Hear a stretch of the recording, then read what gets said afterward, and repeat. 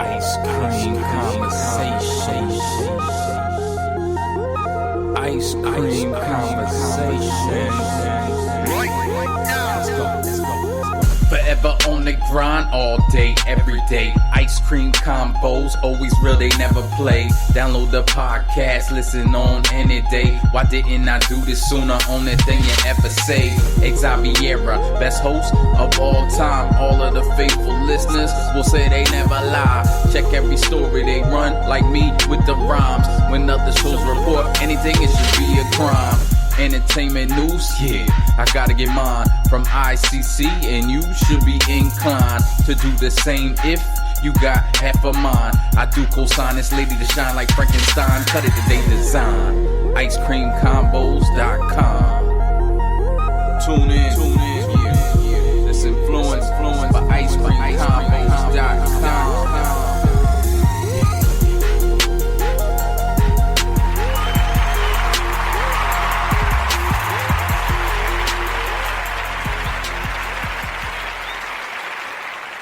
Welcome to the Ice Cream Convos Podcast, where we serve delicious scoops of entertainment and celebrity news. I am your host, Xaviera, and thank you for tuning in to episode 311. So this episode is pretty special because I recently had the opportunity to view an amazing film titled The Last Black Man in San Francisco. If you're going to San Francisco, be sure to wear flowers in your hair. Maybe he's right. What if we shouldn't be here? Well, we should be here more. Some millionaire?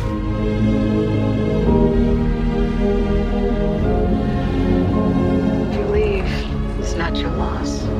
It's San Francisco.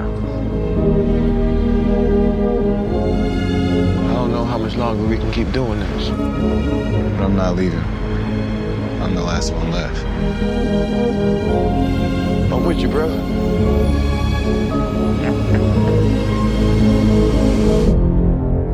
So on Tuesday, I traveled to the Four Seasons Hotel in Atlanta to talk with the director, Joe Talbot, and the writer and star of the film, Jimmie Fails. The film is described as a love story between Jimmie and the Victorian home that his grandfather built. Going into the film, I didn't know what to expect, but coming out of the film, I left with so many feelings, so many thoughts, and I have literally been thinking about this film since the moment I viewed it. So to sit down with Joe and Jimmie just to talk about the film was a true pleasure. So check out the audio from our interview and enjoy. Okay, so I am so super excited because I am here with the two men who made the magical film, The Last Black Man in San Francisco. Director Joe Talbot and Mr. Jimmie Fails, the Jimmie Fails. So I'm so excited to be talking to both of you today. As I was telling you on the way down here, I just kept playing over and over again in my mind what I wanted to say. So I had boiled it down to my only job was to come here and thank you for the film. So my work here is done, so I have future to do.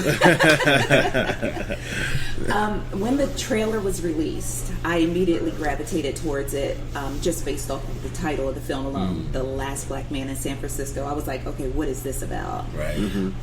Let's talk about the title of the film. Let's just start there and just work our way in. Yeah. Why that title? I mean, I know because I saw the film, but for those who haven't seen the film yet, why that title?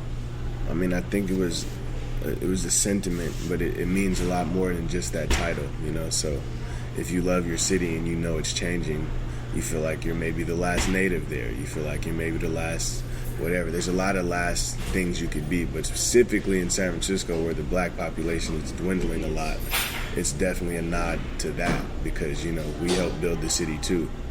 So, you know. I can understand and that. Sometimes it feels like that, you know. It's like I'm excited when I'm out and I see black people in a restaurant. It's like I don't even see that anymore, you know. I'll be like, oh, wow. Right. What's up, brother? You know what I mean? Yes. Trying to hang on to the last bit of the true culture of the city. Yeah, man. All right, so let's dive into the film.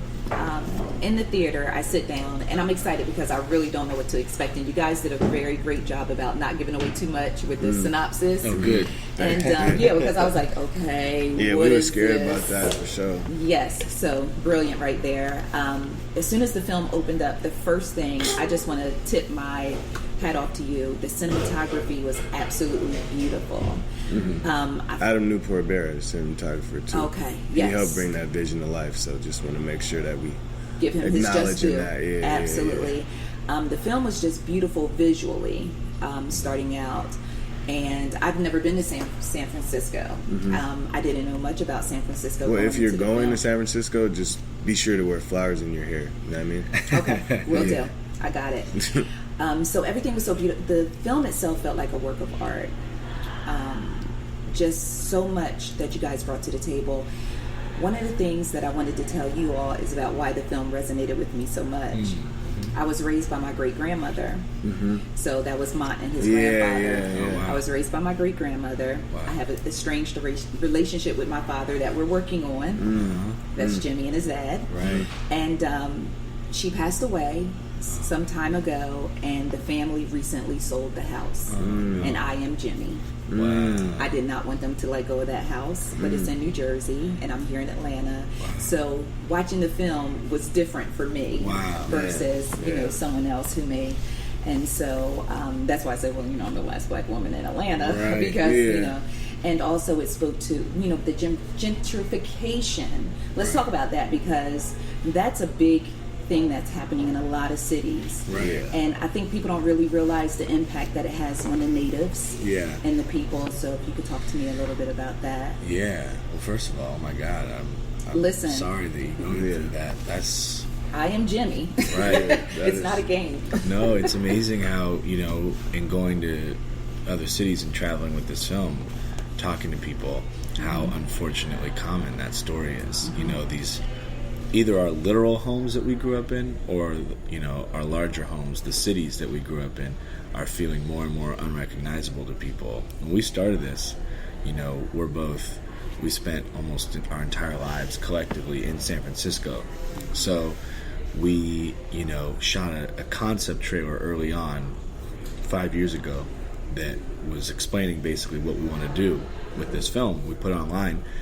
It was only after we put it online and we started getting emails from all over the world when we realized, this is not just a San Francisco problem. This is D.C., this is New York, L.A., Paris, London. All these people saying to us the same exact things are happening here. And it's been reinforced in traveling with this movie. Every place we go to has avocado toast and acai bowls, and it feels like regional culture is being threatened. All the things that define us, what defines Atlanta versus Oakland, what defines San Francisco versus New York, what are the things, the accents, the food, the buildings, the people. smell, the people, all the things that make a city what it is, feels like it's being invaded by corporate forces that are taking away all the little detail. And so in our story, we tried to show that through one man's story with his house, and the house itself, all the detail that makes that place so special, the gingerbread. Jimmie has a scene where he literally lists every piece of the house that is unique, and when you look across the street from that house and you see the new homes, they just look like cookie cutter boxes. And so I think, even in the architecture, we're seeing that regional culture be lost, and we're very afraid about that, obviously. Yes. One of the other things that I wanted to talk to you, Jimmie, about, and I thought over and over again about asking this question, but I'm just going to ask it because there's no such thing as a stupid question.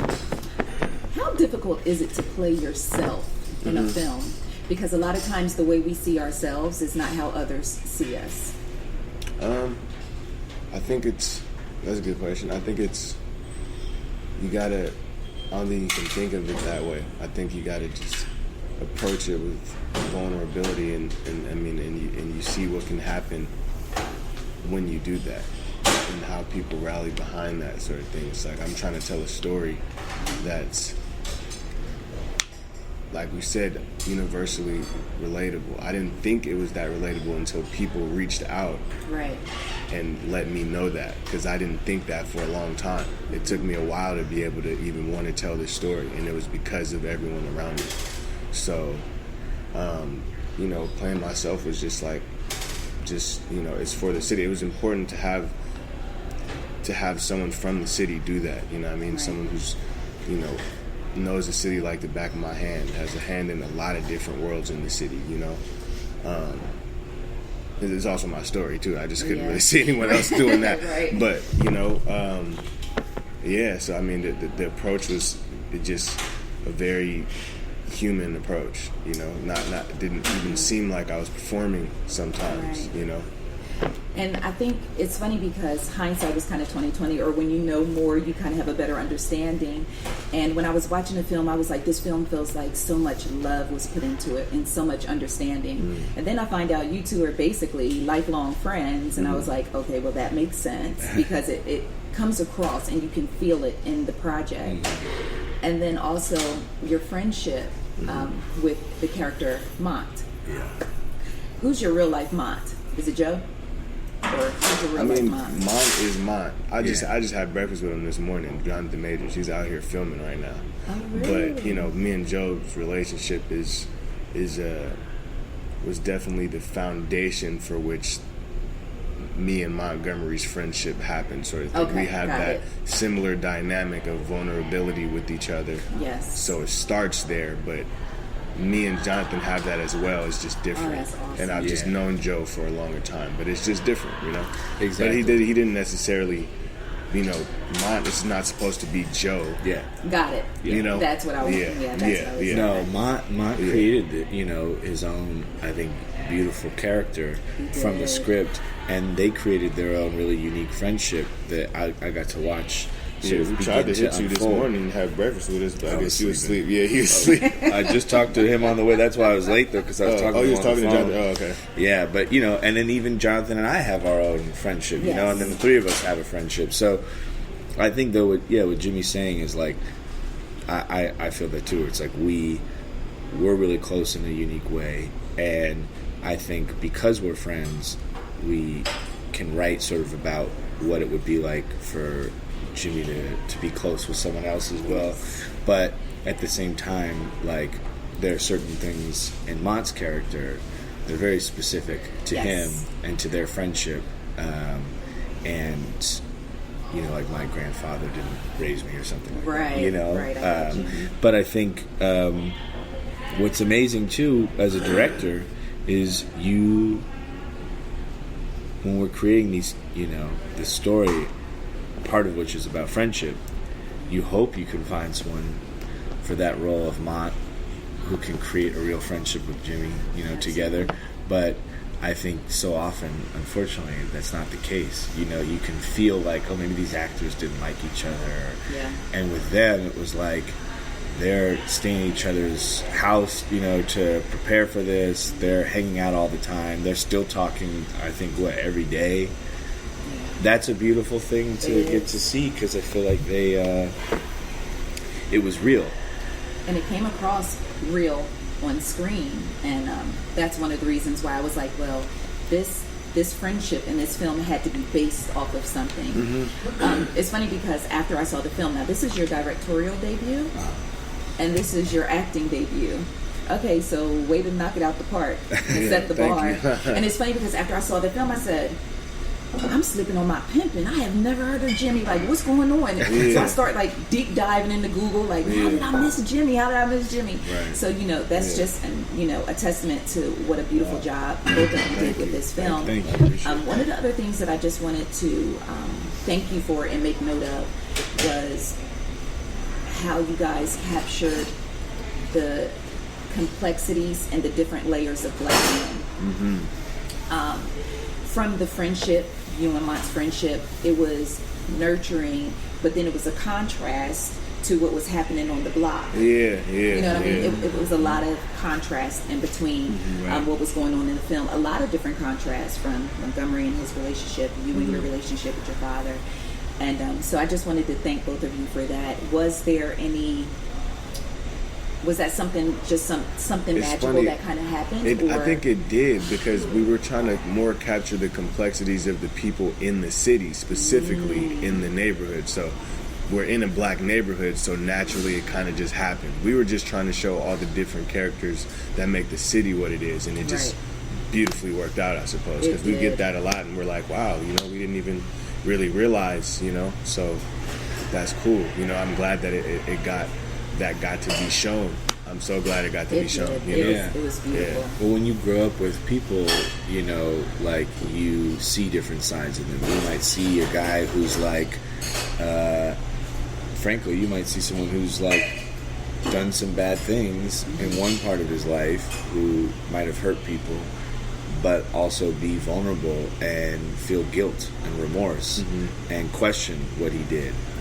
Which is that's part where of being a human. it's the human condition. You're not just people. Jimmie says in the film, people aren't one thing. Right. And I think when you're around people for long enough, you see that. And it's unfortunate that so many depictions of men in these situations are so one note. Yes. Because I think it's hard to connect to a character as one note. None of us are one note. So our hope was that if we show the different sides of even like Kofi's character, for instance, the pressures he's under to be a certain way with his friends outside, but of course when he's inside Jimmie's house in a safe space, the two men, he can kind of open up. Yeah. And that's part of the tragedy, is how little I think men get to do that. Absolutely.